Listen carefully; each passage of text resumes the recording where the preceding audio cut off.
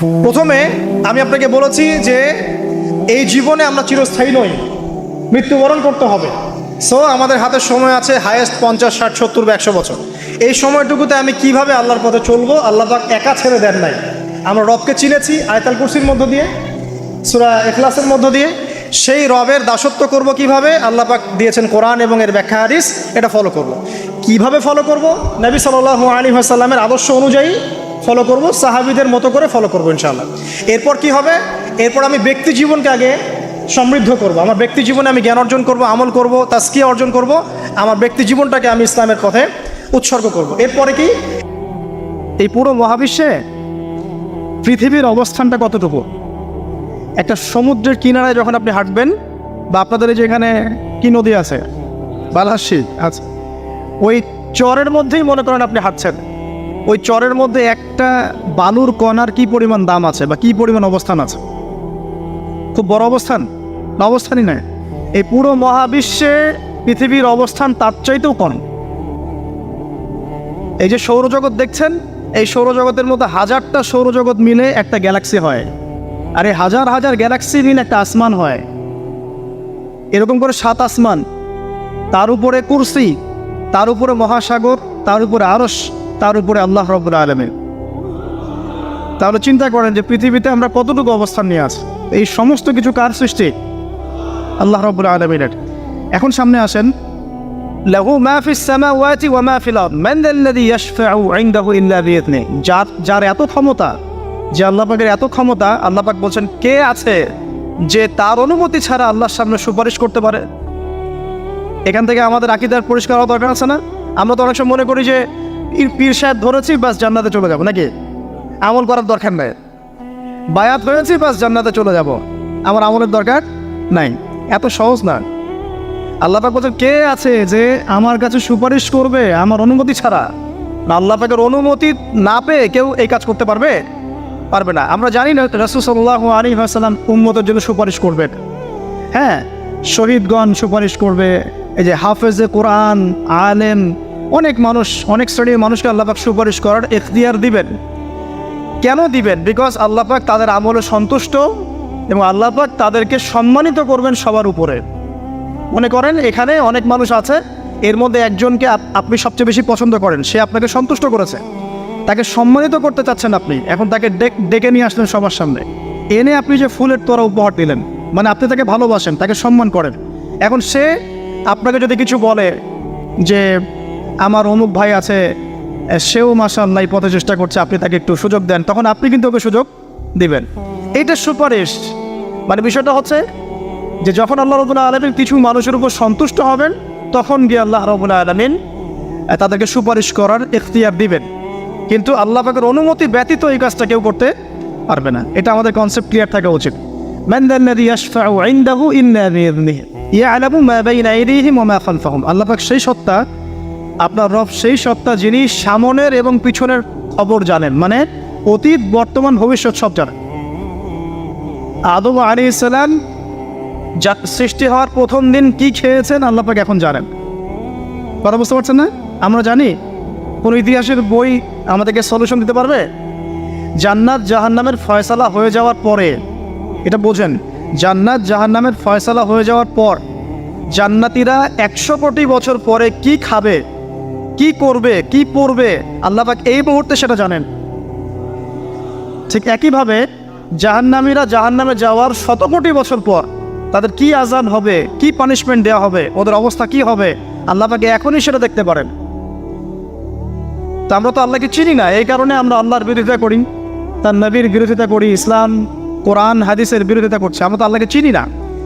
আল্লাহ পাক বলছেন ইয়ালামু মা বাইনা আইদিহিম ওয়া মা খালফাহুম। সামনে পিছনে যা আছে, অতীত, বর্তমান, ভবিষ্যৎ সব আল্লাহ পাক জানেন। ইয়ালামু মা বাইনা আইদিহিম ওয়া মা খালফাহুম ওয়া লা ইউহিতুনা বিশাইইন মিন ইলমিহি ইল্লা বিমা শা। আল্লাহ পাকের যে মহা জ্ঞান, অসীম জ্ঞান, এই জ্ঞানটাকে কোনো কিছুই পরিব্যাপ্ত করতে পারে না। এই যে ইসলামের এগেনস্টে যত প্রশ্ন করা হয়, আল্লাহকে কে সৃষ্টি করলো, ইসলামে ওই বিধান কেন, হ্যাঁ পর্দা কেন, কেন বহুবিবাহ, কেন এইটা, কেন সেইটা, এই যে যত প্রশ্ন এখন করা হয় মুক্ত চিন্তার নামে, এটার একমাত্র কারণ কি জানেন? একমাত্র কারণ জ্ঞানের স্বল্পতা। কারণ তাদের ক্ষুদ্র জ্ঞান আল্লাহ পাকের বিশাল জ্ঞানকে পেনিট্রেট করতে পারে না। এই কারণে ওদের কাছে মনে হয় এইটা কেন, ওইটা কেন, এইটা কেন। এখানে বিষয়টা হচ্ছে যে মহান সত্তা পুরো মহাবিশ্ব সৃষ্টি করেছেন, নিঃসন্দেহে তার জ্ঞান আমার জ্ঞানের চেয়ে অনেক বেশি। এবং তিনি যে বিধানটা নাজিল করবেন, যা বলবেন তার প্রতিটা অক্ষর নিঃসন্দেহে সত্য। এটা আমার বুঝে আসুক বা না আসুক, আমাকে আত্মসমর্পণ করতে হবে, এটা বুদ্ধিমানের কাজ। এর মধ্যে অনেক কিছুর ব্যাখ্যা আমি বের করতে পারবো, অনেক কিছু হয়তো পারবো না। যেটা পারবো সেটা আলহামদুলিল্লাহ, যেটা পারবো না ইনশাআল্লাহ আগামীতে হয়তো সেটা বের হবে, হবে না? কোরআন দিয়ে প্রত্যেকটা যুগ এবং জিজ্ঞাসার জবাব দেওয়া হয়েছে না। এখন হয়তো ওয়ার্ল্ডে এমন নতুন নতুন কিছু মাসালা এসেছে যেগুলো এখন পর্যন্ত আবিষ্কৃত হচ্ছে না। হয়তো সামনের দিনগুলোতে দেখবেন ঠিকই এগুলো আবিষ্কার হয়েছে। দেখবেন হয়তো কয়েকদিন পর যদি নাসা বলে যে হ্যাঁ জান্নাত জাহান্নাম বলে কিছু আছে, আমরা দেখেছি, ওরা এখন বলছে না মহাবিশ্বে ওইখানে প্রাণ আছে, এই আছে, সেই আছে, মানুষ বিশ্বাস করছে। কয়েকদিন পর যদি তারা এই কথাটা বলে, তখন দেখবেন সারা বিশ্বের মানুষ বিনা বাক্যে বিশ্বাস করবে। তো যেটা আগামীতে হবে সেটা আল্লাহ পাক আগেই জানিয়ে দিয়েছেন। তো প্রকৃত মুসলিম এবং বুদ্ধিমান মুসলিম সে যে নিঃশর্তভাবে আল্লাহ পাকের এই বিধানগুলোকে মেনে চলে, এখানে কোনো প্রশ্ন করতে যায় না। কারণ সে জানে আমার জ্ঞানটা অসীম, আল্লাহ পাকের জ্ঞান অসীম। ক্ষুদ্র জ্ঞান কখন আল্লাহর মহাজ্ঞানকে পেনিট্রেট করতে পারে না। এটা আল্লাহ পাক বলছেন যে আল্লাহর মহাজ্ঞানকে কোনো সত্তাই পরিবেষ্টন করতে পারবে না, ইল্লা বিমা শা, যতটুকু জ্ঞান তিনি দিতে চান এতটুকু বাদ দিয়ে, যতটুকু জানিয়েছেন এতটুকু বাদ দিয়ে আমরা জানি না। যেমন কিয়ামতের অনেক সাইনের কথা বলা আছে না, এক্স্যাক্টলি কোন দিনে কিয়ামত হবে কেউ বলতে পারবে না। আল্লাহ পাক যতটুকু চান এতটুকু আমরা জানি। يعلم ما بين أيديهم وما خلفهم ولا يحيطون بشيء من علمه إلا بما شاء وسع كرسيه السماوات والأرض। আল্লাহ পাক বলছেন এই মহাবিশ্বকে আল্লাহ পাকের কুরসিটা ঘিরে রেখেছে। এই কুরসি কিন্তু আরশ নয়, এই কুরসি পুরো মহাবিশ্বকে ঘিরে রেখেছে। এর উপরে আছে মহাসাগর, তার উপরে আছে আরশে আযীম। ঠিক আছে, ওয়াসিআ কুরসিয়ুহুস সামাওয়াতি ওয়াল আরদ ওয়ালা ইয়াউদুহু হিফযুহুমা ওয়া হুয়াল আলিয়্যুল আযীম। এবং এই পুরো মহাবিশ্বকে পরিচালনা করতে বা নিয়ন্ত্রণ করতে আল্লাহ পাকের যাররা পরিমাণও কোনো কষ্ট হয় না। তো এই হচ্ছে আপনার রব, যে রব আপনাকে সৃষ্টি করেছেন এবং দুনিয়াতে একটা হায়াত দিয়েছেন, এবং আপনাকে তিনি মৃত্যু দিবেন, এরপর আবার পুনরুজ্জীবিত করবেন, তারপর বিচার ফয়সালা হবে, এরপর হয় জান্নাত না হলে জাহান্নাম। না, আপনি আপনার রবকে চিনতে শিখুন, তাহলে ইনশাআল্লাহ তাআলা এটা আপনার জন্য সহজ হবে আল্লাহর আনুগত্য করা, তার দাসত্ব করা। এরপর কি আল্লাহ পাক কি করলেন? আল্লাহ রাব্বুল আলামিন রবকে চিনতে শেখানোর পরে আমাদেরকে পৃথিবীতে পাঠিয়েছেন। পৃথিবীতে পাঠিয়ে কি আল্লাহ পাক আমাদেরকে ছেড়ে দিয়েছেন? না, আল্লাহ রাব্বুল আলামিন ঐশী গ্রন্থ নাজিল করেছেন, এবং এই ঐশী গ্রন্থটাই হচ্ছে সত্য মিথ্যার চূড়ান্ত মানদণ্ড। এখন রবকে চেনার পরে আপনাকে চিনতে হবে সত্য কোনটা, মিথ্যা কোনটা। কারণ আপনাকে জীবনে এখন চলার পথে অনেক কিছু ফেস করতে হবে, আর ফেস করতে গিয়ে হয় সত্যের পথে যাবেন, না হলে মিথ্যার পথে যাবেন। তাহলে আপনার আগে চেনার দরকার আছে কোনটা সত্য কোনটা মিথ্যা। এটার অ্যান্সারও কে দিবে? কোরআন দিবে। কোরআন বলছে সূরা কাহফের 29 নম্বর আয়াতে যে ওয়াকুলিল হাক্কু মির রাব্বিকুম, হে নবী মুহাম্মদ সাল্লাল্লাহু আলাইহি ওয়াসাল্লাম আপনি বলে দিন যে সত্য সেটাই, হক সেটাই যা আপনার রবের পক্ষ থেকে নাজিল হয়। তার মানে যখন তাওরাত নাজিল হয়েছিল সেটাই হক ছিল, যখন জাবুর নাজিল হয়েছে ওটাই কিন্তু হক ছিল, ইনজিল নাজিলের সময় ইনজিল হক ছিল। এখন কোরআন নাজিল হয়েছে, কিয়ামত পর্যন্ত কোনো নবীও আসবেন না, আর কোনো কিতাবও আসবে না। তাহলে কোরআন এবং এর ব্যাখ্যা সুন্নাহই হচ্ছে সত্য মিথ্যার চূড়ান্ত মানদণ্ড। এখন দুনিয়াতে চলার পথে আপনি এখন একটা গাইডেন্স পেলেন। আমি যে এখন রবকে চিনেছি, রবকে পেতে হবে, রবের কাছে ফিরতে হবে, জান্নাতে যেতে হবে, আমার গাইডেন্স লাগবে। অ্যান্ড গাইডেন্স কি পেলেন? কোরআন এবং হাদিস। এটাই হচ্ছে সত্যের চূড়ান্ত মানদণ্ড। আল্লাহ পাক অন্য আয়াতে বলেছেন ওয়াকুলিল হাক্কু মির রাব্বিকুম ফালা তাকুনান্না মিনাল মুমতারিন, জেনে রাখো যে সত্য আল্লাহর পক্ষ থেকে আসে এবং তোমরা সন্দেহবাদীদের অন্তর্ভুক্ত হয়েও না। কোরআন সম্পর্কে আল্লাহ পাক এমন কথাও বলেছে সূরা হামিম সিজদার মধ্যে, তানজিলুম মিন হাকিমিন হামিদ। এই কোরআন হচ্ছে এমন একটা সত্তার পক্ষ থেকে এসেছে যে সত্তা হচ্ছে প্রশংসিত এবং মহিমান্বিত। লা ইয়াতিহিল বাতিলু মিন বাইনি ইয়াদাইহি ওয়ালা মিন খালফিহি। কোরআন এমন একটা কিতাব যার ডান বাম সামন পিছন কোনো দিক থেকেই বাতিল তাকে স্পর্শ করতে পারে না। সুবহানাল্লাহ। তো আপনি একটা গাইডেন্স পেলেন যে কী ফলো করবেন আপনি।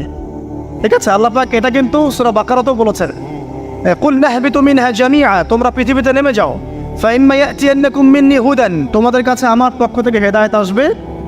ফামান তাবিআ হুদায়া, যারা আমার হেদায়েত মেনে চলবে, ফালা খাউফুন আলাইহিম ওয়ালা হুম ইয়াহজানুন, তাদের কোনো ভয় নাই, কোনো দুশ্চিন্তাও নাই। ওয়াল্লাযীনা কাফারু ওয়া কাযযাবু বিআয়াতিনা, যারা কুফরি করবে এবং আমার আয়াতকে মিথ্যা প্রতিপন্ন করবে, উলাইকা আসহাবুন নার, এরা হবে জাহান্নামের অধিবাসী, হুম ফিহা খালিদুন।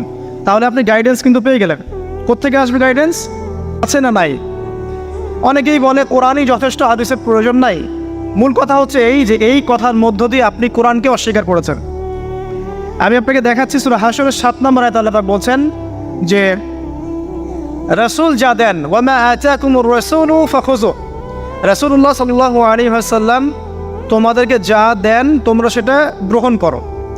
ওয়া মা নাহাকুম আনহু ফান্তাহু, এবং রাসূল সাল্লাল্লাহু আলাইহি ওয়াসাল্লাম যা থেকে বিরত থাকতে বলেছেন বিরত থাকো। এই যে রাসূল যা দেন, রাসূল যা বিরত থাকতে বলেন, এটা কোথায় আছে? হাদিসে। তাহলে আপনি যদি হাদিস না মানেন তাহলে কোরআনের এই আয়াতটি ফলো করতে পারছেন না। এমন অনেক বিধান আপনি পাবেন যেগুলোর মূলনীতি কোরআনে দেয়া আছে, ব্যাখ্যা হাদিসে দেয়া আছে। আর আমাদের অনেকের একটা ধারণা যে কোরআন এবং হাদিস আলাদা আলাদা উৎস, আসলে এমনটা বিষয়টা নয়। কোরআন এবং হাদিস একই উৎস থেকে এসেছে, একই সত্তার পক্ষ থেকে আসা অভ্রান্ত সত্যের উৎস। ওয়া মা ইয়ানতিকু আনিল হাওয়া ইন হুয়া ইল্লা ওয়াহয়ুন ইউহা, আল্লাহ পাক বলছেন রাসূল সাল্লাল্লাহু আলাইহি ওয়াসাল্লাম নিজের মন গড়া কোনো কথাই বলেন না, তিনি সে কথাটাই বলেন যা আল্লাহ তাকে ওহী করেন। রাসূল যে বলেছেন এই যে দাড়ির কথা, টুপির কথা, এই যে আপনার পাগড়ির কথা, টাকলুর উপরে কাপড়ের কথা, এগুলোর মন থেকে বলেন নাই, নিজের ইচ্ছা থেকে বলেন নাই, আল্লাহ পাকের আদেশ এসেছে বলেই বলেছে। প্রতিটা কথাই আল্লাহর ওয়াহী। এই কারণে এখানে কোরআন এবং হাদিস দুটো শাস্ত্র হয়েছে, আলটিমেটলি দুটোই কিন্তু একই উৎস থেকে আসা। এখন আপনি গাইডেন্স পেলেন দুনিয়াতে কী কী ফলো করে চলবেন। এখন এই কোরআন এবং হাদিস কি হাতে ধরিয়ে দেওয়া যথেষ্ট? মানে কোরআনে একটা বই দিয়ে দিলাম, একটা হাদিসের বই দিয়ে দিলাম, বাস এখন জীবন চলেন, পারবেন? পারা যায় না। এটা কি এত সহজ? কোরআন ধরিয়ে দেওয়া হলো, হাদিস ধরিয়ে দেওয়া হলো, এখন আপনাকে বলা হলো আপনি চলেন, তাই কি হবে?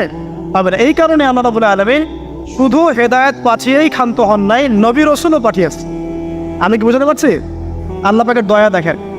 এবং নবী রাসূল পাঠাতে পাঠাতে কেউ বলে 1,24,000, কেউ বলে 2,24,000, তাই না? সংখ্যাটা যাই হোক না কেন, সর্বশেষ নবী হিসেবে আপনি পাচ্ছেন নবী মুহাম্মদ সাল্লাল্লাহু আলাইহি ওয়াসাল্লামকে। এবং এই নবী মুহাম্মদ সাল্লাল্লাহু আলাইহি ওয়াসাল্লামের মধ্য দিয়ে আল্লাহ পাক কোরআন সুন্নাহ আমল করিয়ে দেখিয়েছেন যে কীভাবে আমল করে জান্নাতে যেতে হবে। তাহলে আপনি রবকে চিনলেন, গাইডেন্স পেলেন, এবার রাসূলও পাচ্ছেন, একজন মুর্শিদ পাচ্ছেন, আপনি একজন পথ প্রদর্শক পাচ্ছেন। কাকে ফলো করবেন, কিভাবে ফলো করবেন? আল্লাহ পাক নামাজ পড়তে বলেছেন, যেভাবে ইচ্ছা সেভাবে নামাজ পড়তে পারবো না। রাসূল যেভাবে নামাজ পড়েছেন ওইভাবে পড়তে হবে। রোজা রাখতে বলেছেন, আমি কি ইচ্ছা মতো রোজা রাখতে পারবো? পারবো না। রাসূল যেভাবে রেখেছেন ওইভাবে রাখতে হবে। জাকাত দিতে বলেছেন, আপনি কি যা ইচ্ছা তাই জাকাত দিবেন? রাসূল যেভাবে দিয়েছেন সেইভাবে দিবেন। ঠিক এভাবেই আপনার জীবনের প্রতিটা কাজ, একদম ঘুমানো থেকে শুরু করে ঘুম থেকে ওঠা, ইস্তেঞ্জা করা, খাওয়া দাওয়া করা, কাপড় পরা, নামাজ পড়া, জিকির করা, আপনার তাসবিহ তাহলিল তিলাওয়াত, ইলম অর্জন করা, আমল করা, আর কি বলবো, এই যে আপনার ব্যবসা, আপনার চাকরি, আপনার এই যে সমাজ পরিচালনা, রাষ্ট্র পরিচালনা, সব কিছুর একটা গাইডেন্স দেয়া আছে। কোরআন সুন্নাহয় গাইডেন্স আছে এবং সেটাকে প্র্যাকটিক্যালি আমল করে কে দেখিয়েছেন? রাসূলুল্লাহ সাল্লাল্লাহু আলাইহি ওয়াসাল্লাম এবং তার সাহাবীগণও তাকে ফলো করেছেন। এই যে আপনি এখন গাইডেন্স পেয়ে গেলেন, ব্যাস আপনার দুনিয়ার জীবনটা চলাটা কি হলো? সহজ হলো। এখন যদি কোনো ব্যক্তি তার জীবনের 24টা ঘন্টাকে রাসূলুল্লাহ সাল্লাল্লাহু আলাইহি ওয়াসাল্লামের সুন্নাহ মতো ঢেলে সাজায়, ইনশাআল্লাহ তাআলা সে অবশ্যই জান্নাতে যাবে ইনশাআল্লাহ। এবং সে ইনশাআল্লাহ হাউজে কাউসারের পানিও পাবে, রাসূলের সুপারিশও পাবে, অনন্তকাল সে জান্নাতে চিরস্থায়ী হবে ইনশাআল্লাহ। এখন আপনি পাচ্ছেন এখানে রবকে চেনার দর্শন, আপনি কোরআনে পাচ্ছেন এই যে গাইডেন্সের দর্শন, আপনি পাচ্ছেন একজন পথ প্রদর্শকের দর্শন, আরও পাবেন আপনি এখানে কি পাচ্ছেন? ব্যক্তি দর্শনও পাবেন। গাইডেন্স দেওয়া আছে, রাসূলকে পাঠানো হয়েছে। এখন আপনার আমার দায়িত্ব কি? একটা আয়াত আপনাকে জবাব দিবে, মাত্র একটা আয়াত বলছে। সূরাতুল আল ইমরানের 102-3 নম্বর আয়াত পড়ে দেখেন। 102 নম্বর একটা পড়েন, আল্লাহ পাক বলছেন, ইয়া আইয়ুহাল্লাযীনা আমানু, হে মুমিনগণ, ইত্তাকুল্লাহ। এখন আপনাকে আমাকে ইন্ডিভিজুয়ালি বোঝানো হচ্ছে, সব বাদ দাও, এখন আপনি আমি চিন্তা করব। ইত্তাকুল্লাহ, তুমি আল্লাহকে ভয় করো। হে মুমিনগণ, তোমরা আল্লাহকে ভয় করো, ব্যক্তিকেন্দ্রিক। ইত্তাকুল্লাহ হাক্কা তুকাতিহি, এমনভাবে ভয় করো যেভাবে ভয় করা দরকার, মানে পরিপূর্ণ তাকওয়া অবলম্বন করো। ওয়ালা তামুতুন্না ইল্লা ওয়া আনতুম মুসলিমুন, পরিপূর্ণ মুসলিম বা মুসলমান না হয়ে তোমরা মৃত্যুবরণ করো না। এই যে ব্যক্তি দর্শন পাচ্ছেন আপনি এখন, না আমাকে কি করতে হবে? আমাকে এখন পরিপূর্ণ মুসলিম হতে হবে। হতে হলে কী করতে হবে? রবকে চিনতে হবে, চিনলাম। গাইডেন্স, পথ প্রদর্শক লাগবে, পেলাম। আমার কিতাব লাগবে, পেলাম। ওর ব্যাখ্যা লাগবে, পেলাম। এবার আমি ব্যক্তি দর্শনও পেলাম যে আমাকে এখন নিজেকে মুসলিম হতে হবে। মানুষের কথা পরে, আমার পরিবার পরে, আমার রাষ্ট্র পরে, আমার সমাজ পরে, আগে আমি, সবার আগে আমি নিজে। কারণ আমাকে আমার রবকে ফেস করতে হবে একা একা। আল্লাহ পাক সূরা মারিয়ামে বলেছেন, এই পৃথিবীতে যত মানুষ আছে এরা সবাই একা একা একজন একজন করে আল্লাহর কাছে হিসাব দেবে। একসাথে 10 জনের হিসাব দেবে না। চিন্তা করতে পারেন পৃথিবীতে কত কোটি মানুষ চলে গেছে, আর কত কোটি মানুষ আছে, আর কত কোটি মানুষ আসবে। সবার হিসেব হবে একা একা, একজন একজন করে। এবং তাদের মাঝখানে কোনো দোভাষীও থাকবে না। ভাষা বুঝি না এমনও না, তারা ভাষা বুঝবে। এই জন্য আমরা বলি যে মানুষের মৌতের সাথে সাথেই ভাষা কি হয়ে যাবে? আরবি। জি, এই জন্য জীবন থাকতে আরবিটা শেখার। আরবিটা শিখলে কোরআন জানতে পারবেন, বুঝতে পারবেন। আল্লাহ পাক তৌফিক দান করুন, আমিন। তো দেখুন, প্রথমে ব্যক্তির কথা বলা হচ্ছে, সব কিছু বাদ দেন। ইয়া আইয়ুহাল্লাযীনা আমানু, হে মুমিনগণ, তোমরা আগে নিজেদের নফসের খবর নাও, ঠিক আছে? ইত্তাকুল্লাহ, আল্লাহকে ভয় করো, হাক্কা তুকাতিহি, ভয় করার মতো ভয় করো। ওয়ালা তামুতুন্না ইল্লা ওয়া আনতুম মুসলিমুন, পরিপূর্ণ মুসলিম না হয়ে মৃত্যুবরণ করুন। এখন পরিপূর্ণ মুসলিম হতে হলে আমার কী করতে হবে? এক কথা, সহজ কথা, কোরআন এবং হাদিসে যা আছে মেনে চলতে হবে এবং রাসূলুল্লাহ সাল্লাল্লাহু আলাইহি ওয়াসাল্লামের আদর্শ ফলো করতে হবে। এটা ফলো করতে গিয়ে যদি আমি হোঁচট খাই, পড়ে যাই, তাহলে কি হবে? আবার উঠবেন, আবার ওযু করবেন, আবার নামাজে দাঁড়াবেন, তওবা করবেন। জীবনের একটা পর্যায়ে পর্যন্ত মনে করেন আপনি হেদায়েতের পথে ছিলেন না, কি করবেন? আজই তওবা করে ফিরে আসবেন। আল্লাহকে বলবেন, আল্লাহ যা নামাজ কাজা করেছি, যা রোজা কাজা করেছি, আল্লাহ মাফ করে দাও। আগামী দিনগুলোতে ইনশাআল্লাহ আমি নামাজ রোজা কাজা করবো না। আগামী দিনগুলোতে মৃত্যু পর্যন্ত আমি কোরআন সুন্নাহ মেনে চলবো ইনশাআল্লাহ। তওবা করে ফিরে আসা। ব্যক্তি ভালো হলে পরিবার ভালো হবে না? পরিবারগুলো ভালো হয়ে গেলে সমাজটা ভালো হবে না ইনশাআল্লাহ? আর এই রাষ্ট্রটা কি সমাজের বাইরে না ভিতরে? সমাজ নিয়ে রাষ্ট্র হয় না, রাষ্ট্র নিয়ে সমাজ হয়? রাষ্ট্রবিজ্ঞান পড়েন, সমাজবিজ্ঞান পড়েন, সমাজ নিয়েই কিন্তু রাষ্ট্র। আগে কিন্তু এই বর্তমান সময়কার এই গ্লোবাল রাষ্ট্রের কাঠামোটা ছিল না। কিন্তু প্রাচীন গ্রিকের দর্শন পড়েন, ওদের ফিলোসফিগুলো পড়েন, ওখানে কিন্তু ছোট ছোট নগর রাষ্ট্র ছিল, ছোট ছোট নগর রাষ্ট্র, এগুলোই তখন রাষ্ট্রের ভিত্তি ছিল। মদিনা কি তখনকার এখনকার এরকম বড় ইউনাইটেড নেশনসের মধ্যে ছিল? ওই ছোট্ট একটা কাঠামো ছিল, ওটাই রাষ্ট্র ছিল। কোরাইশরা যে গোত্রকেন্দ্রিক থাকতো, ওইটাই ছিল ওই সময়কার রাষ্ট্রকেন্দ্রিক কাঠামো। তো সমাজ নিয়ে রাষ্ট্র হয়। সেখানে আমাদের সমাজের মানুষ ঠিক না হয়, শুধু উপরের দিকে আঙুল তুলে কোনো লাভ হবে না। কারণ এই মানুষগুলো তো আসমান থেকে টপকে পড়ে নাই, এই মানুষগুলো সমাজ থেকে উঠে আসছে। তো এই জন্য ব্যক্তির কথা আল্লাহ পাক আগে বলছেন যে তোমরা আগে নিজেরা পরিপূর্ণ মুসলমান না হয়ে মারা যায় না। আর সূরা মাইদা আল্লাহ পাক বলছেন, ইয়া আইয়ুহাল্লাযীনা আমানু, হে মুমিনগণ, আলাইকুম আনফুসাকুম, তোমরা নিজেরা নিজেদের নফসের খবর আগে নাও। লা ইয়াদুররু মান দাল্লা ইন ইহতাদাইতুম, তোমরা যদি হেদায়েতের উপর থাকো, যারা পথভ্রষ্ট হয়ে গেছে, এই পথভ্রষ্টতা তোমাদের কোনো ক্ষতি করবে না। কেউ যদি পথভ্রষ্ট হয়ে যায়, আপনার কোনো সমস্যা নেই, আপনি আগে নিজে ঠিক হন, পরে আপনি তাকে ঠিক করতে যাবেন যখন আপনি তার যোগ্য হবেন। তখন এমন জামানার কথা নবীজি বলেছেন সাল্লাল্লাহু আলাইহি ওয়াসাল্লাম, যেই জামানায় আমানত থাকবে না, সত্য মিথ্যা হয়ে যাবে, মিথ্যা সত্য হয়ে যাবে, ন্যায় অন্যায় হবে, অন্যায় ন্যায় হবে, হক বাতিল হবে, বাতিল হক হয়ে যাবে। এই জামানার কথা নবীজি বলছেন। তখন সাহাবী জিজ্ঞাসা করছেন যে ওই সময় আমি কি করব? ইয়া রাসূলুল্লাহ, নবী সাল্লাল্লাহু আলাইহি ওয়াসাল্লাম বলছেন, ওই সময় তুমি তোমার নিজের নফসের খবর নাও। তুমি নিজে ঘরে থাকো, বিনা প্রয়োজনে ঘরের বাইরে যেও না, মানুষের সাথে কম মেলামেশা করো, বেশি কথা বলতে যেও না, বাসায় থাকো এবং নিজের পাপের জন্য ক্রন্দন করতে থাকো, ইনশাআল্লাহ আল্লাহ পাক তোমাকে মাফ করবেন। তো ওই রকম জামানা কি এখন আসে নাই? বুঝতে পারেন না পরিবেশ পরিস্থিতি দেখে? তো এখানে আমাদের সবার আগে কর্তব্য হচ্ছে নিজেকে ঠিক করা, নিজের যত্ন নেওয়া, নিজের নফসের যত্ন নেওয়া। তারপর কি, যখন আমি পরিপূর্ণ মুসলিম হব ইনশাআল্লাহ, এরপরে আপনি চলে যাবেন আপনার শিক্ষা ক্ষেত্রে, তাই না? আপনি শিক্ষা দর্শনে যাবেন। এখানে আপনি কি শিখবেন? আমি সবসময় বলি, আপনারা যেখানে পড়াশোনা করছেন সেগুলো পড়বেন, কোনো সমস্যা নেই। কিন্তু আপনাকে কোরআন এবং হাদিসের কিছু বেসিক নলেজ অর্জন করতে হবে। এই জন্য আমি কিছু সাবজেক্টের কথা বলি যে কোরআন আপনাকে জানতে হবে, আরবি ব্যাকরণ একটু টুকটাক পড়াশোনা করতে হবে, তাফসিরের কিছু বই পড়বেন, হাদিসের কিছু ক্লাসিক্যাল বই পড়বেন, পাশাপাশি আপনি ইসলামের ইতিহাস পড়বেন, ইসলামিক অর্থনীতি পড়বেন, হ্যাঁ জিওপলিটিক্যাল বইগুলো পড়বেন। এভাবে সাবজেক্ট ওয়াইজ আপনি পড়াটাকে ভাগ করে নেবেন। এমন না আপনি মেডিকেল সায়েন্সের পড়া বাদ দিয়ে এসে এখানে মাদ্রাসায় ভর্তি হয়ে যাচ্ছেন। এটা সবাই এটা পারবেও না, সবার এটার প্রয়োজনও নাই। সব সেকশনেই মানুষ দরকার আছে, প্রতিটা সেকশনে ভালো মানুষের দরকার আছে। অর্থাৎ সবাইকে আলেম বক্তা দায়ী হতে হবে জরুরি না। আপনি যেখানে পড়াশোনা করছেন সেটাই করবেন, কিন্তু বেসিকটা ঠিক করবেন, কোরআন সুন্নাহর বেসিক পড়াশোনাটা করবেন। এই হলো আপনার শিক্ষা দর্শন। তাহলে আপনার শিক্ষা দর্শন হবে কি? ওহির জ্ঞানটা শিখতে হবে। ইকরা বিসমি রব্বিকাল্লাযী খলাক, আপনি পড়ুন আপনার সেই রবের নামে যিনি আপনাকে সৃষ্টি করেছেন। মানে আপনাকে সেই জ্ঞান অর্জন করতে হবে যা আপনাকে আপনার সৃষ্টিকর্তা পর্যন্ত পৌঁছায় দিবে ইনশাআল্লাহ। ঠিক আছে? এমন জ্ঞান অর্জন করতে যায় না যেই জ্ঞান অর্জন করলে আপনি সৃষ্টিকর্তা থেকে দূরে সরে যাবেন, এই জ্ঞান অর্জন করতে যায়। এবার আসেন, আপনি মুসলিম হচ্ছেন, ইলম অর্জন করছেন, এবার কি লাগে? রিজিক লাগে, তাই না? খাবার দাবার চলতে হবে, পৃথিবীতে আমাকে চলতে হবে। এখন চলার জন্য আপনার রিজিক লাগবে, হয় ব্যবসা বা চাকরি বা অন্য কোনো সেক্টর, আপনাকে চলতে হবে। এখানে কি ইসলাম কোনো কথা বলে নাই? অবশ্যই বলেছে। কোরআন এখানে কি বলছে? আমাদেরকে অর্থনীতির কি দর্শন দিচ্ছে কোরআন? আল্লাহ পাক সহজ সরল কথা বলছেন যে ইয়ামহাকুল্লাহু রিবা ওয়া ইউরবিস সাদাকা। দেখো, অর্থনৈতিক জীবনে চলার ক্ষেত্রে রিবা থেকে বেঁচে থাকবে, কারণ রিবা বা সুদ তোমার সম্পদটাকে সংকুচিত করে ফেলবে, আর সদকা দান জাকাত এটা তোমার সম্পদকে বৃদ্ধি করতে পারে। কথা কি বুঝতে পারছেন? তার মানে ইসলামিক অর্থনীতি একটা ভিত্তি পেলাম, জাকাত দান সাদাকা, ঠিক আছে? আর রিবা থেকে দূরে থাকবে। আল্লাহ পাক আরও বলছেন যে ফাহাল্লাল্লাহুল বাইআ ওয়া হাররামার রিবা, আল্লাহ পাক ব্যবসাকে হালাল করেছেন, রিবাকে কি করেছেন? হারাম। তার মানে আপনি একটা গাইডেন্স পেলেন, আপনাকে ব্যবসা করতে হবে, আপনাকে সুদে যাওয়া যাবে না। আপনি ব্যবসা করেন কোনো সমস্যা নাই, বাট সুদে গেলে প্রবলেম। এই ব্যাপারে আল্লাহ পাক আরও বলছেন ইয়া আইয়ুহাল্লাযীনা আমানু হে মুমিনগণ ইত্তাকুল্লাহ, আল্লাহকে ভয় করো, ওয়া যারু মা বাকিয়া মিনার রিবা, তোমরা সুদের অবশিষ্ট সব অংশগুলো ছেড়ে দাও, সুদের লভ্যাংশগুলো ছেড়ে দাও, চক্রবৃদ্ধি হারে সুদ খেও না।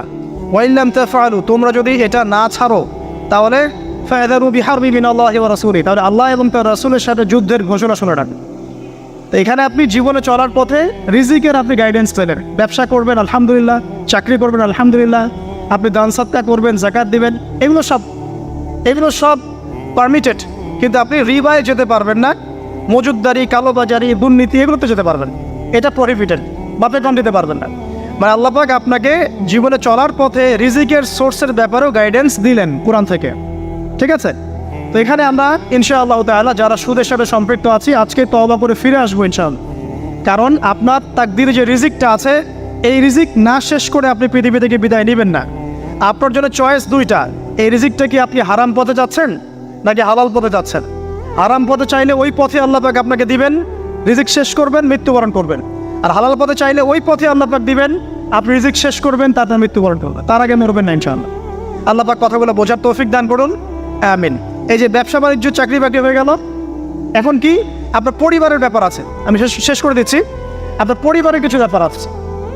এখন পরিবার গঠন করবেন, মাশাআল্লাহ, এখানে কি কোরআন গাইডেন্স দেয় নাই? অবশ্যই দিয়েছে। সূরা তাহরিম এর 6 নম্বর আয়াত পড়ে দেখেন, আল্লাহ পাক বলছেন যে ইয়া আইয়ুহাল্লাযীনা আমানু হে মুমিনগণ কু আনফুসাকুম ওয়া আহলিকুম নারা, তুমি নিজে জাহান্নামের আগুন থেকে বাঁচো, তোমার পরিবারবর্গ সবাইকে জাহান্নামের আগুন থেকে বাঁচাও। এখন পরিবার গঠন করতে হলে আমার এইটা মেনে চলতে হবে, মানে এমন পরিবার গঠন করতে হবে যেই পরিবারের সদস্যরা আল্লাহকে ভয় করে, রাসূলের আদেশ মেনে চলে, নামাজ কালাম ঠিক মতো পড়ে, দিনের বুঝ আছে, ফরজ ওয়াজিব সুন্নত মুস্তাহাব মেনে চলে, পর্দা মেনে চলে। এমন পরিবার গঠন করা ছাড়া অন্য জায়গায় যাওয়া যাবে না। কারণ আমাদেরকে এমন পরিবার গঠন করতে আল্লাহ পাক বলেছেন যে পরিবারের সদস্যদেরকে তুমি জাহান্নামের আগুন থেকে বাঁচাবে। তো এখানে আমি পারিবারিক দর্শন পেলাম। এখানে মোটা থেকে কিছু কথা বলে দেই যে বিয়ে করার সময় অবশ্যই দিনদারিতাকে প্রাধান্য দিবেন, বাকি বিষয়গুলো পরে, রূপ সৌন্দর্য বংশ টাকা পয়সা পরে, আগে দিনদারিতা। ছেলের ক্ষেত্রেও মেয়ের ক্ষেত্রেও বিয়েটাকে সহজ করবেন, কঠিন করবেন না। বিয়ে যত সহজ হবে জেনা তত কমে যাবে, বিয়ে যত কঠিন হবে জেনা তত বাড়তে থাকবে। আর এখনকার যুগটা জেনার যুগ, ঘরে ঘরে জেনা পরকীয়া চলছেই, এবং রেপ ধর্ষণ এখনকার একটা কমন সমস্যা। পর্নোগ্রাফি দিয়ে যুব সমাজের মস্তিষ্ক ধোলাই করে দেওয়া হয়েছে, এরা এখন জানোয়ার হয়ে গেছে ভিতর থেকে, যাকে তাকে যেখানে সেখানে রেপ করে ফেলছে, বিকজ ইন্টারনালি তারা করাপ্টেড, তারা ইন্টারনালি বিস্ট হয়ে গেছে। একই সাথে সকল ক্ষেত্রে আমরা উপযুক্ত ইসলামিক শাস্তি নিশ্চিত করতে পারছি না, এই কারণে এরা পার পেয়ে যাচ্ছে, লাইফ পেয়ে যাচ্ছে। তো সব মিলিয়ে এই আপনার পরিবারকে যখন আপনি গঠন করবেন, দিনদারিতাকে প্রাধান্য দিবেন, পর্দাকে প্রাধান্য দিবেন, নামাজ পড়ে কিনা, ফরজ ওয়াজিব মেনে চলে কিনা, এগুলো দেখবেন। এরপরেও যদি কোনো সমস্যা ফিল হয় তখন সবরের সাথে, ধৈর্যের সাথে, ইসলাম এবং সংশোধনের মধ্য দিয়ে আপনি জীবনযাপন করতে থাকবেন ইনশাআল্লাহ তাআলা। আল্লাহ পাক সবাইকে আদর্শ পরিবার গড়ার তৌফিক দান করে দেবেন। এবং এই পরিবারে আপনার সন্তান সন্ততি হবে, এবার আপনি আমি যে পরিবেশটা পাই নাই সেই পরিবেশটা আপনার বাচ্চাকে দিতে হবে। তো আপনার সন্তান সন্ততি প্রতিপালনের দর্শনটা কোথায়? কোরআনে সূরা লোকমানের আপনি 10 থেকে 20 এই আয়াতগুলো পড়ে দেখেন। কোন সূরা?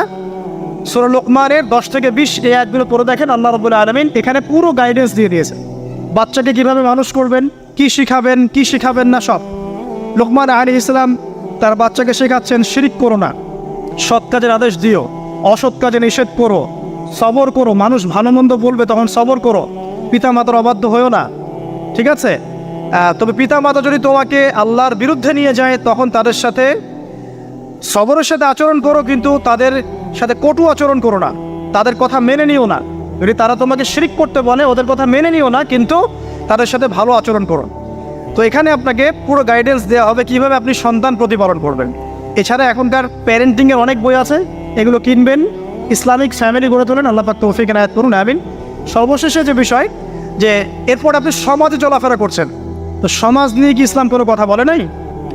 এক বাক্যে আমি বলছি সমাজের বিষয়গুলো কোথায় আছে। কুরআনুল কারীমের মধ্যে একটা সূরা আছে, সূরাতুল হুজুরাত। কোন সূরা? সূরা হুজুরাত। এই সূরা হুজুরাতটা পুরো বাসায় গিয়ে পড়ে ফেলেন, দেখবেন একটা সমাজ কিভাবে চলবে বা চলা উচিত আল্লাহ পাক এখানে সব কিছু বলেছেন।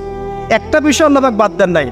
শুধুমাত্র এই সূরার উপর যদি এই বাংলার এই মুসলিম সমাজ আমল করতে পারে, ইনশাআল্লাহ এই সমাজে কোনো অন্যায়, অবিচার, জুলুম থাকবে না ইনশাআল্লাহ আযজা ওয়া জাল। এবং ইনশাআল্লাহ পুরো সোসাইটি মিলেই জান্নাতে যাবে ইনশাআল্লাহ তাআলা।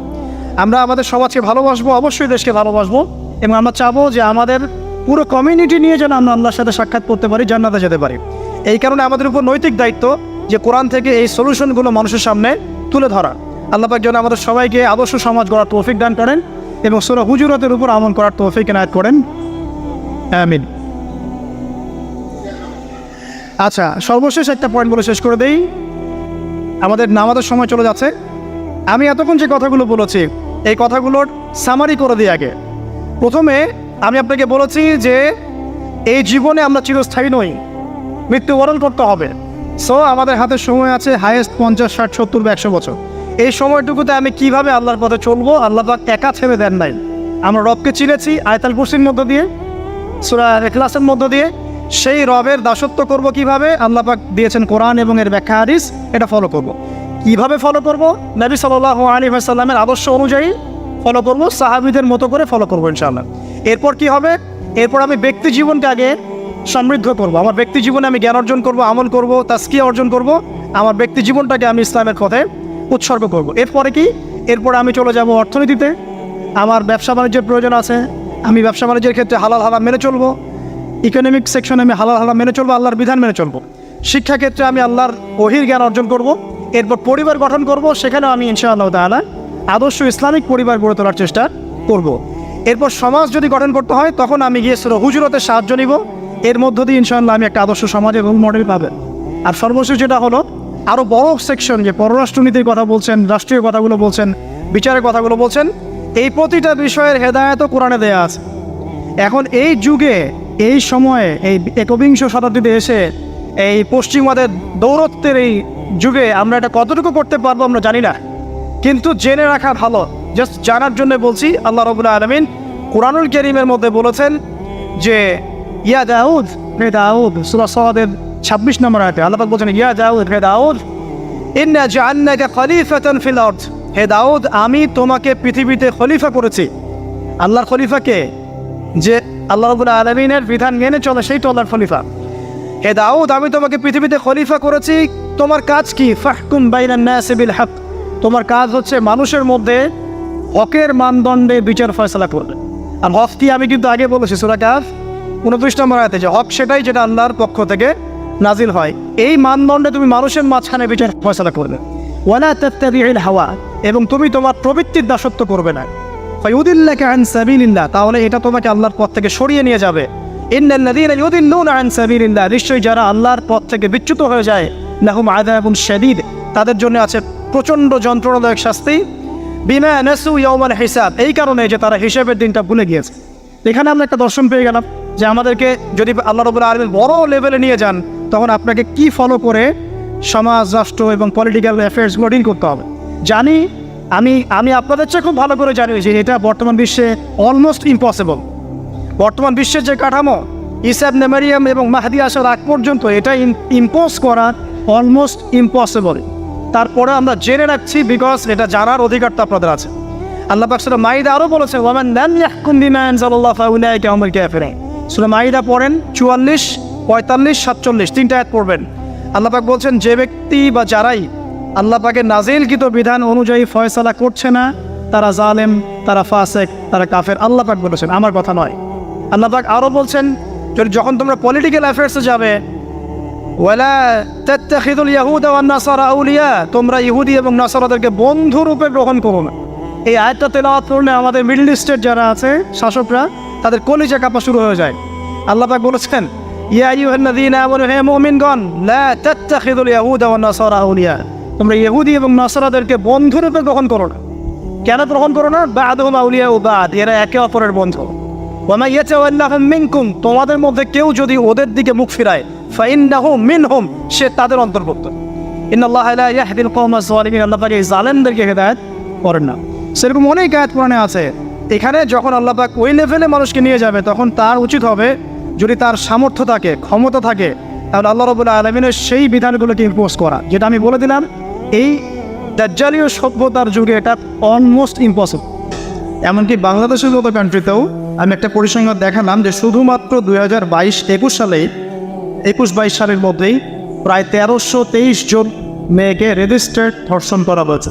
বাকিরা তো কেস করেই নাই, লিখেই নাই। আর বেশিরভাগ মানুষ কিন্তু লিখতে আসে না, তারা কিন্তু এটাকে গোপন করে ফেলে। তার মধ্যে অনেকেই আত্মহত্যা করেছে এবং অনেককে ধর্ষণের পর হত্যাও করা হয়েছে। ঠিক আছে, এবং এদের মধ্যে কিন্তু 20+ বাচ্চা মেয়েরাও আছে। তো এই জায়গা থেকে আসলে এগুলোর কারণ কি, উত্তরের ব্যাট কি, ইসলাম এই বিষয়ে কোনো সমাধান দেয় কি না, ঠিক আছে, বা ইসলাম কিভাবে এই জাহিলিয়াতগুলোকে দূর করে একটা আলোকিত সমাজ প্রতিষ্ঠা করবে, এবং আমাদের করণীয় কি, এই বিষয়গুলো কি জানা দরকার নেই? আচ্ছা, কারণ যদি আমেরিকার মতো অবস্থা আল্লাহ না করুক হয়, যেমনটা বললাম, প্রতি 6 জনে একটা মেয়ে রেপ হচ্ছে, তার মানে প্রতি 6টা পরিবারে একটা মেয়ে ধর্ষণের শিকার।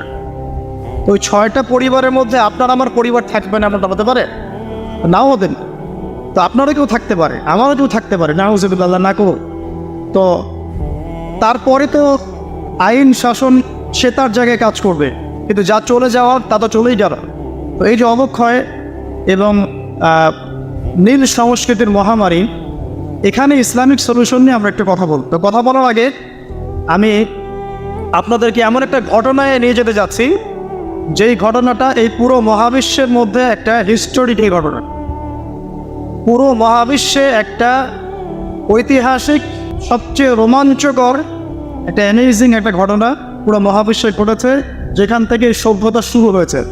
আমরা এখন ওইখান থেকে কথা বলা শুরু করবো ইনশাআল্লাহ, ঠিক আছে? চলেন। আল্লাহ রাব্বুল আলামিন প্রথমে একা ছিলেন, এবং আল্লাহ পাক যখন কোনো কিছু ছিল না তখনও ছিলেন, যখন কোনো কিছু থাকবে না আল্লাহ তখনও থাকবেন। আচ্ছা, এবার আল্লাহ রাব্বুল আলামিন এই মহাবিশ্বকে সৃষ্টি করলেন কতদিনে? মাত্র 6 দিনে। ঠিক আছে, সৃষ্টি করার আগে আল্লাহ পাক আরশ সৃষ্টি করেছিলেন, এবং তারপরে কলম সৃষ্টি করেছেন, এবং কলম দিয়ে আল্লাহ রাব্বুল আলামিন পুরো তাকদীর লিখে ফেলেছেন কিয়ামত পর্যন্ত কি হবে আর না হবে। ঠিক আছে, এবং একটা সময় পর্যন্ত মানুষের কোনো ধারণাই মহাবিশ্বে ছিল না। মানুষ বলে কিছু আছে এরকম কোনো কনসেপ্টই ছিল না মহাবিশ্ব। সূরা দাহারের 1 নম্বর আয়াতটা পড়ে দেখেন। অনেক পরে মানুষের সৃষ্টি হয়েছে মহাবিশ্ব, অনেক পরে। এর আগে আল্লাহ পাক অন্য মাখলুক সৃষ্টি করেছেন, জিন সৃষ্টি করেছেন, ফেরেশতা সৃষ্টি করেছেন ইত্যাদি। তো এই ঘটনা আল্লাহ পাক বলছেন সূরা বাকারা এবং সূরা আরাফ, এখানে মিক্স করে আমি বলছি। আল্লাহ পাক বলছেন, وَإِذْ قَالَ رَبُّكَ لِلْمَلَائِكَةِ إِنِّي جَاعِلٌ فِي الْأَرْضِ خَلِيفَةً। আল্লাহ পাক ফেরেশতাদেরকে ডেকে বলছেন যে আমি পৃথিবীতে আমার খলিফা পাঠাতে চাই। খলিফা পাঠাতে চাই, আল্লাহর খলিফা। তো আল্লাহর খলিফাকে, যে ব্যক্তি আল্লাহ পাকের বিধিবিধান মেনে চলে সে আল্লাহর খলিফা, তাই তো? যে আল্লাহ পাকের বিধিবিধান মানে না, এর প্রচার করে না বা প্রতিষ্ঠাও করে না, বা আল্লাহর বিধানের 5 পয়সা তোয়াক্কা করে না, সে কি আল্লাহর খলিফা? সে শয়তানের খলিফা, এই তো।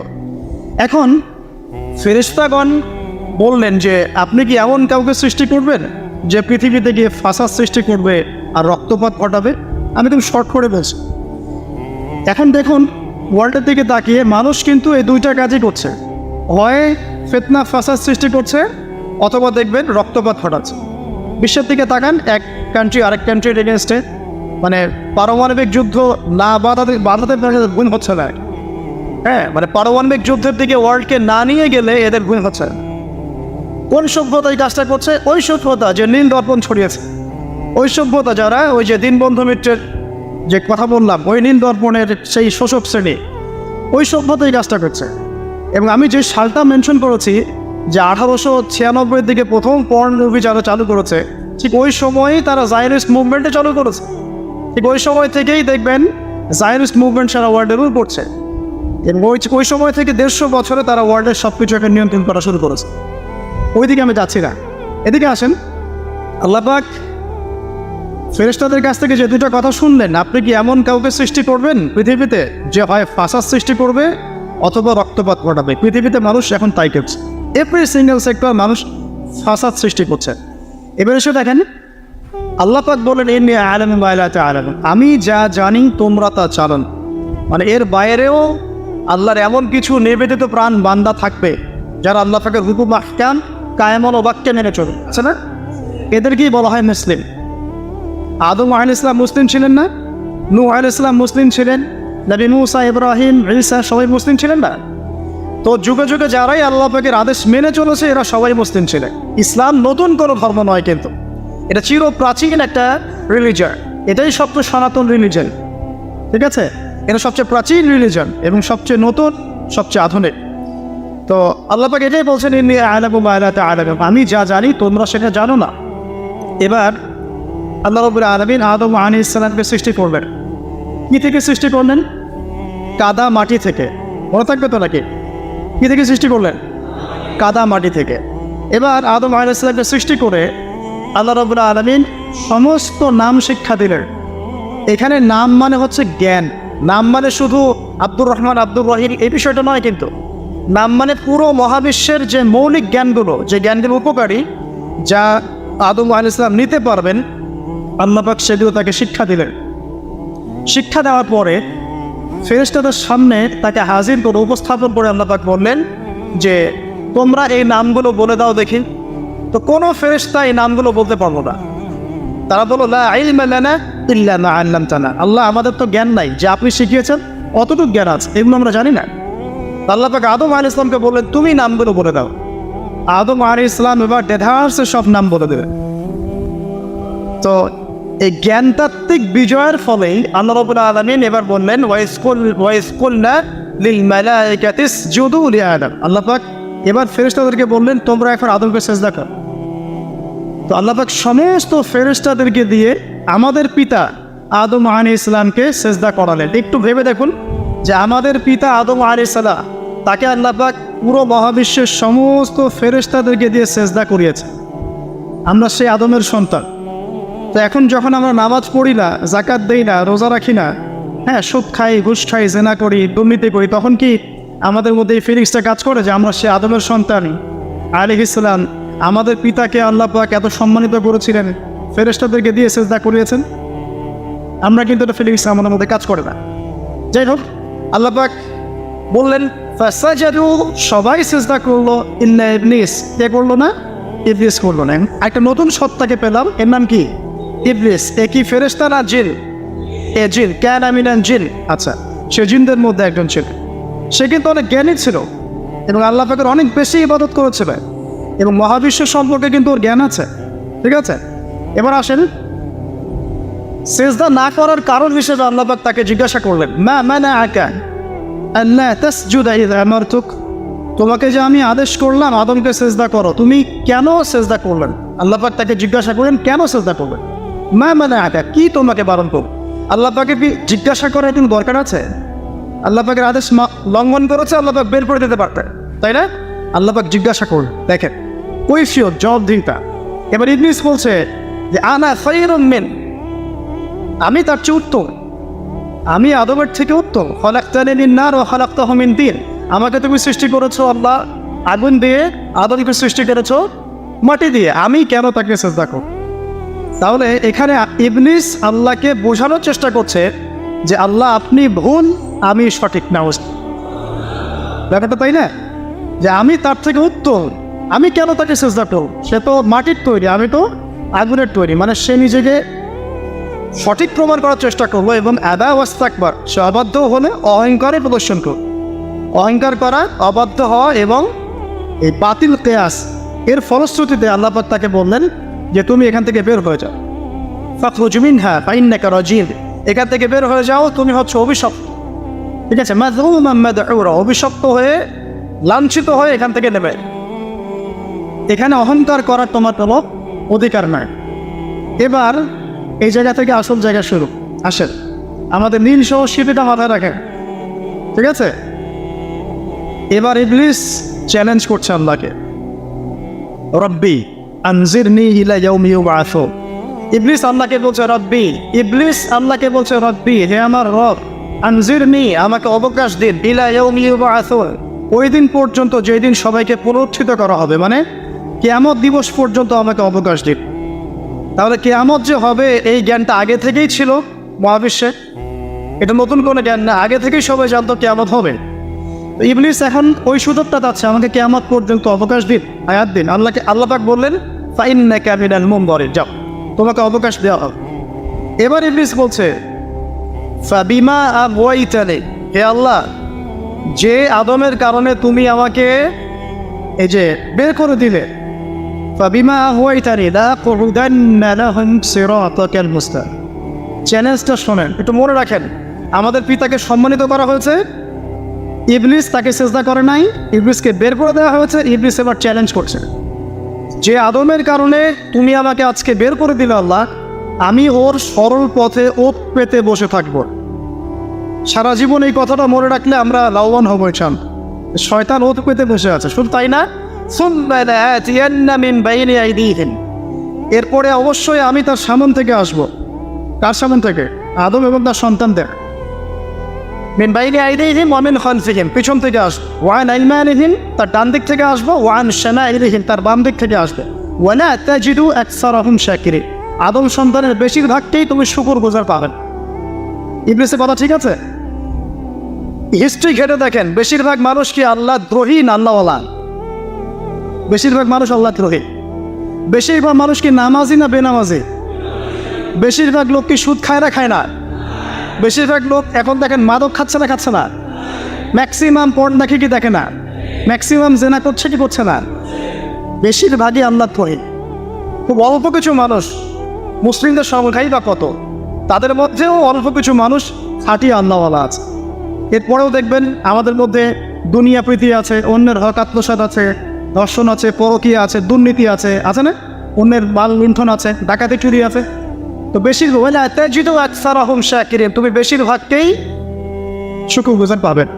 আচ্ছা ঠিক আছে, আল্লাহ পাক শুনলেন, তাকে বেরো করে দিলেন। এবার আদম আলাইহিস সালামকে ডেকে তার পাঁজর থেকে হাওয়া আলাইহিস সালামকে সৃষ্টি করবেন।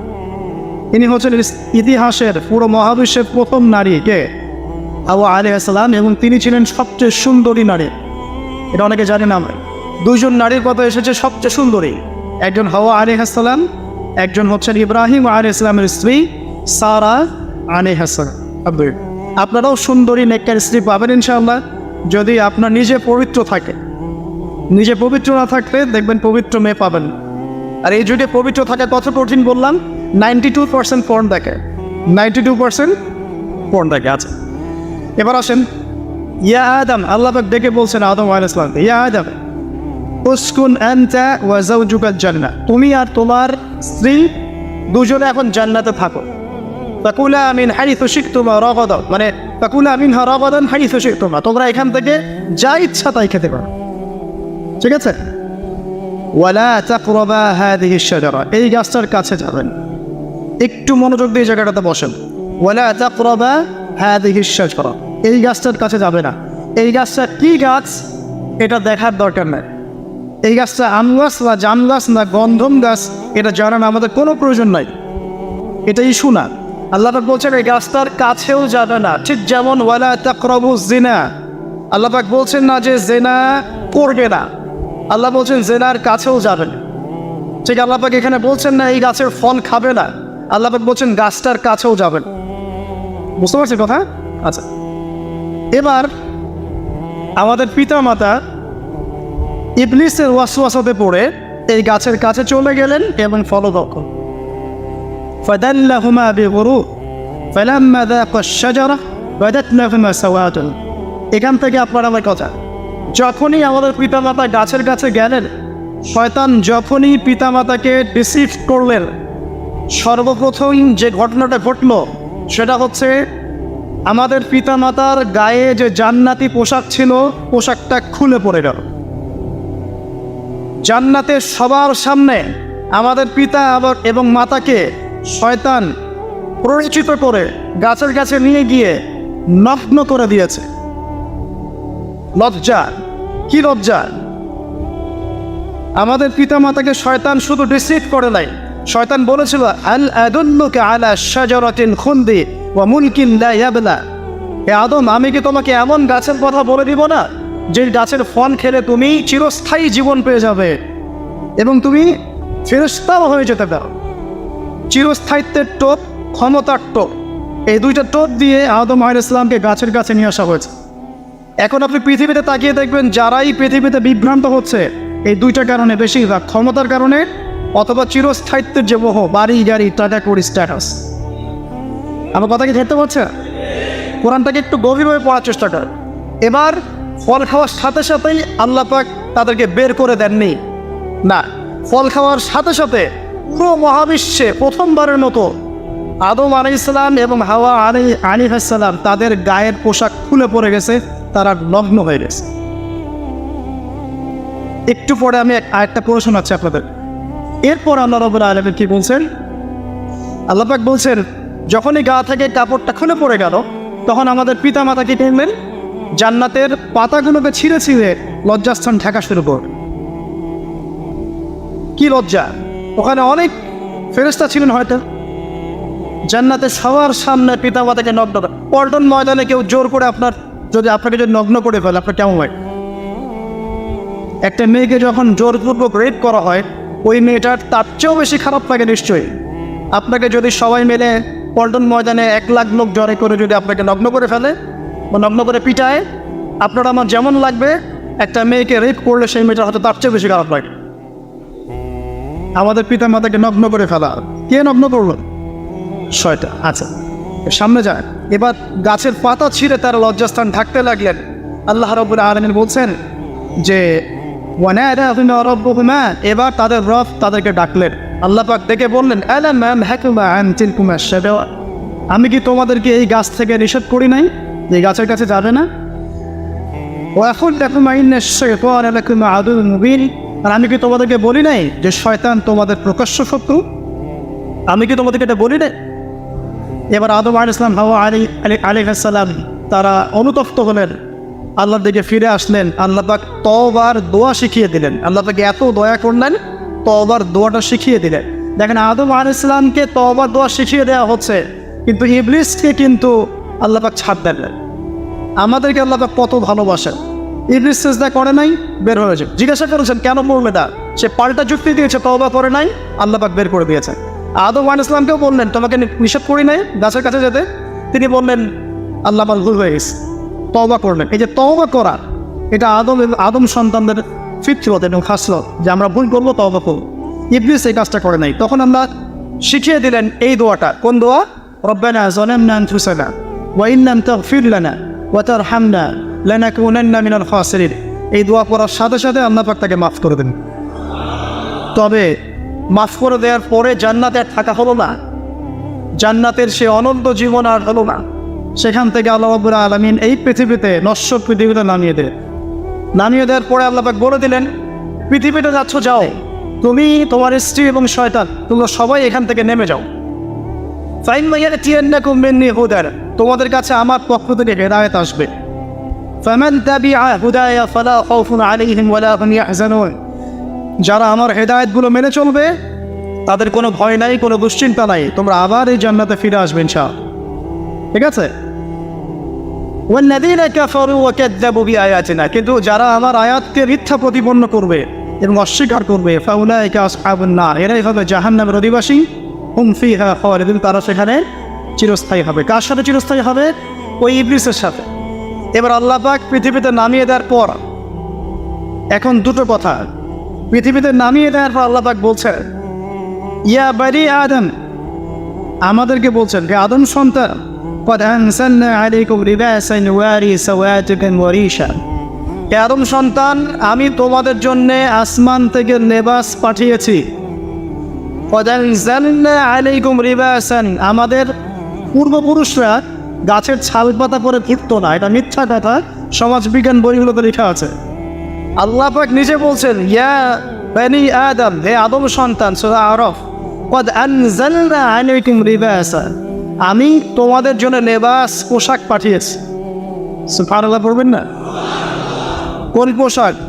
জান্নাতে তো পোশাক খুলে গেল, আল্লাহ পাক পোশাক পাঠালেন, যে পোশাক দিয়ে ইউআরি সাওয়াতিকুম ওয়ারিশা, তোমরা তোমাদের লজ্জাস্থানকে আবৃত করবে এবং সৌন্দর্য শোভা বর্ধিত করবে। ওয়া লিবাসুত তাকওয়া যালিকা খায়র, তবে মনে রেখো তাকওয়ার যে পোশাক এটা সবচেয়ে উত্তম। তাকওয়ার পোশাক মানে বাহ্যিক হতে পারে, রুহের পরিশুদ্ধতাও হতে পারে। রুহের পরিশুদ্ধতাকেও তাকওয়া বলা হয়। আর লিবাসুত তাকওয়া এমনও বলা যায়, আমরা নর্মাল যে পোশাকটা পরি এর চাইতে ঢিলে ঢালা একটা পোশাক পরা, যেটাতে আমাদের তাকওয়া পরহেজগারিতা বোঝা যায়। এদিকে আমি পরে আসছি ইনশাআল্লাহ। যালিকা মিন আয়াতিল্লাহ, আল্লাহ পাক বলছেন পোশাক হচ্ছে আল্লাহ পাকের নিদর্শন। পোশাক কি? আয়াত। আল্লাহ পাকের নিদর্শন হচ্ছে পোশাক।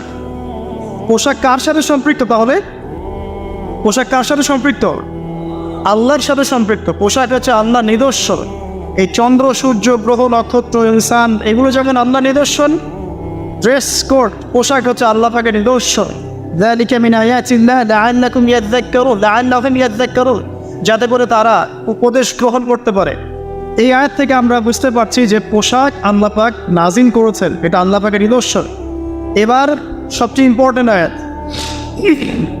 আল্লাহ রাব্বুল আলামিন বলছেন, লিসেন ভেরি কেয়ারফুলি, ইয়া বানি আদম, শুনুন, আল্লাহ পাক বলছেন হে বনু আদম।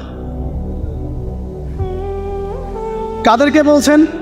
বনু আদম মানে কারা? আমরা। আল্লাহ পাক এবার আমাদেরকে বলছেন, ইয়া বানি আদম, হে বনু আদম,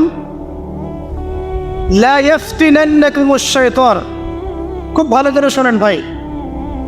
সেজদা ইবলিস করলো না, অহংকার প্রদর্শন করলো, আল্লাহর সাথে চ্যালেঞ্জ করলো, আল্লাহ রাব্বুল আলামিন ওকে বের করে দিলেন। আদম আলাইহিস সালাম এবং আমাদের মাকে জান্নাতে রাখলেন, ফলের গাছের কাছে যেও না, চলে গেলেন। তারপর তারা নগ্ন হয়ে গেলেন, পোশাক খুলে পড়ে গেল। এত কিছুর পরেও আল্লাহ পাক ক্ষমা করে দিলেন, ক্ষমা করে দুনিয়াতে হেদায়েত পাঠালেন, আবার জান্নাতে যাওয়ার প্রতিশ্রুতি দিলেন, পোশাকও নাজিল করলেন। এবার আরও একটা কথা বলছেন আল্লাহ, এটা হচ্ছে লা ইয়াফতিনান্নাকুমুশ শাইতান, দেখো তোমাদেরকে শয়তান যেন ওর ফিতনায় না ফেলে। লা ইয়াফতিনান্নাকুমুশ শাইতান কামা আখরাজা আবাওয়াইকুম মিনাল জান্নাহ, ঠিক যেভাবে শয়তান তোমাদের পিতা মাতাকে জান্নাত থেকে বের করে দিয়েছিল, এভাবে শয়তান যেন তোমাদেরকে আর ফিতনায় ফেলতে না পারে। মানে পৃথিবীতে শয়তান যেন তোমাদেরকে এমনভাবে প্ররোচিত করতে না পারে যে তোমরা আবার জান্নাতে যাওয়া থেকে বঞ্চিত হয়ে যাও, আবার জাহান্নামের পথে হেঁটে যাও। মনে রেখো যে ইয়ানজিউ আনহুমা লিবাসাহুমা লিয়ুরিয়াহুমা সাওআতিহিমা, এটা হচ্ছে কথা। তোমরা মনে রেখো, হে বনু আদম, তোমরা মনে রেখো যে শয়তান কিন্তু তোমাদের পিতা মাতার পোশাক খুলে ফেলেছে, যাতে করে তাদের সতর এবং লজ্জাস্থান উন্মোচিত হয়ে যায়। ইন্নাহু ইয়ারাকুম হুয়া ওয়া কাবিলুহু মিন হাইসু লা তারাউনাহুম। শয়তান এবং তার দলবল তোমাদেরকে এমন জায়গা থেকে দেখতে পারে যেখানে তোমরা তাদেরকে দেখতে পারো না। খুব ইম্পর্টেন্ট কথা, আল্লাহ পাক খুব সতর্ক করছেন আমাদেরকে যে বনু আদম তোমাদেরকে শয়তান যেন আবার ফিতনায় ফেলতে না পারে, ঠিক যেমন করে তোমাদের পিতা মাতাকে ফিতনায় ফেলেছে। মনে রেখো, তোমাদের পিতা মাতাকে কিন্তু শয়তান গায়ের কাপড় খুলে ফেলেছে। তাহলে এখান থেকে আমরা কি বোঝাচ্ছে? আর এখনকার সিচুয়েশন কেন? গায়ের পোশাক, পর্দা, শালীনতা, ঠিক আছে, তাকওয়ার পোশাক, এগুলো যেন আমাদের গা থেকে কেউ খুলতে না পারে, আল্লাহ পাক এখানে সর্বোচ্চ সতর্ক করছেন আমাদের। ঠিক আছে কথা? তাহলে বোঝা যাচ্ছে যারা এখন আমাদের গা থেকে এই শালীনতার পোশাকটি খুলে ফেলতে চায় তারা নিঃসন্দেহে শয়তানের এজেন্ট হয়ে কাজ করছে। কোরআন থেকে মিলছে কি দলিল? কোরআন থেকে কি দলিল মিলেছে? আল্লাহ পাক বলছেন শয়তান থেকে সতর্ক থেকো, কারণ শয়তান কিন্তু তোমাদের পিতা মাতার গা থেকে পোশাক খুলে ফেলেছিল জান্নাতে। অতএব তোমরা দুনিয়াতে যখন থাকবে তোমাদের গায়ের পোশাক, তোমাদের স্ত্রী সন্তান, তোমাদের পর্দা, তোমাদের রুচিবোধ, তোমাদের যে আত্মিক শুভ্রতা বা আধ্যাত্মিকত্ব এবং একই সাথে তোমাদের তাকওয়ার পোশাক, এগুলোকে হেফাজত করো। এগুলো যেন তোমাদের গা থেকে কেউ খুলতে না পারে। শয়তান কিন্তু খুলেছিল জান্নাতে।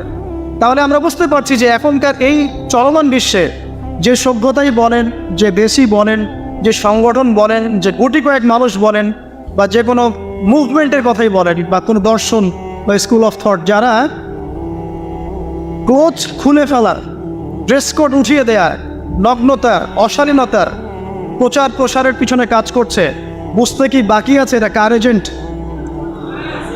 এরা কার হয়ে কাজ করছে? কোরআন কি কথা বলছে না? তাহলে কোরআনের সূরা আরাফটা পড়ুন, তাহলে বুঝতে পারবেন।